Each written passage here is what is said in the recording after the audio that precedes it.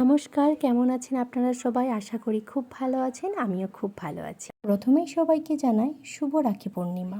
সকাল সকাল আমি এবং অনেকেই বেরিয়েছি জল আনার উদ্দেশ্যে। তো আমি মন্দিরে চলে এসেছি এবং অনেকেই মন্দিরে এসে মন্দিরে এসে আমার প্রথম কাজ বাবাকে দর্শন করা। তাই মন্দিরের ভেতরে আমি বাবাকে দর্শন করতে চলে এলাম। বারবার ধরে পেছনের দিকে দেখছিলাম, কারণ মা আসার কথা ছিল।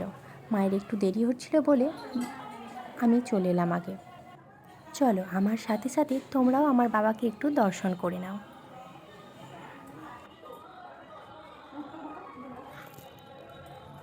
বাবাকে তো আমার মনের কথা বললাম, আপনারাও কি বলেছেন আমার বাবাকে আপনাদের মনের কথা? বলিনি। চলো, আমার এখানে বাবাকে দর্শন করা হয়ে গেছে। বাইরে এসে দেখি মা এসছে কিনা। তখনও দেখছি মা আসতে দেরি করছিল বলে আমি মন্দিরের সামনে দাঁড়িয়ে কিছু ছবি, কিছু ভিডিও তুলে নিয়েছিলাম।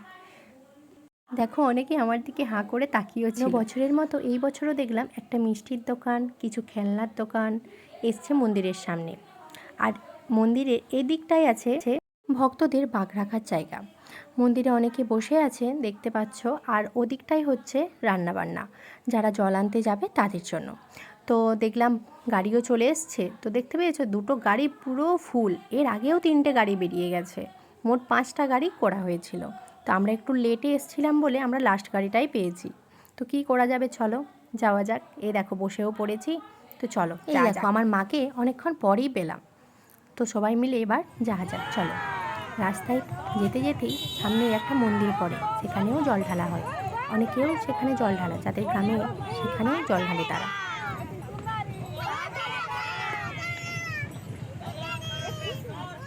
আজ রাস্তা ভর্তি মানুষের ভিড়।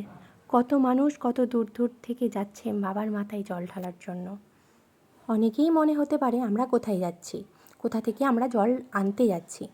তো আমাদের গ্রামের খুবই কাছে একটা নদী থেকে জল আনতে যাচ্ছি। এই নদীর নাম দ্বারকেশ্বর। কথা বলতে বলতে নদীতে পৌঁছেও গেলাম।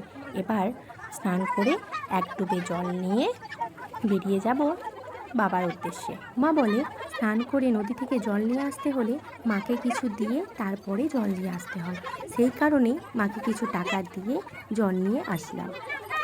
এবার দেখলাম নদীর স্রোত আগের তুলনায় অনেক কমে গেছে।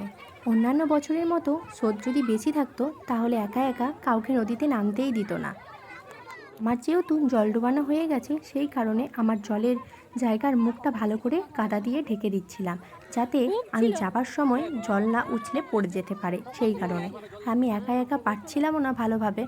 সেই কারণে মা বললো ওই দাদুটাকে দে, দাদুটা ভালোভাবে এঁটে দেবে মুখটা।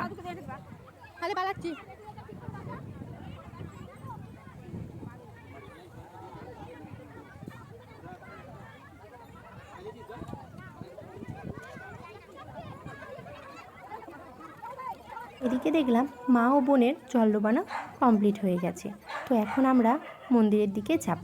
তো একে একে লাইন দিয়ে দিয়ে যেতে বলছিল সবাইকে, কারণ অনেক তো ভিড় ছিল, সেই কারণেই সবাই আস্তে আস্তে যাওয়া। কিছু রাস্তা যাওয়ার পরে আমি আমার বান্ধবীর বাগটা আমি একটু নিয়ে যাচ্ছিলাম। রাস্তায় দেখছো কত মানুষের ভিড়, কত সবাই জল আনতে গিয়েছিল। তারকেশ্বর থেকে যারা জল আনতে গিয়েছিল তারাও এসে পৌঁছে গেছে। তো আমি অবশেষে অনেকটা হাঁটার পরে বাবার কাছে চলে এলাম। তো এখন চলো মন্দিরের কাছে যাওয়া যাক। তো দেখো এই বাঁকের গেটটা পুরো খালি ছিল, এখন যেন পুরোটা ভরা ভরা। চলো।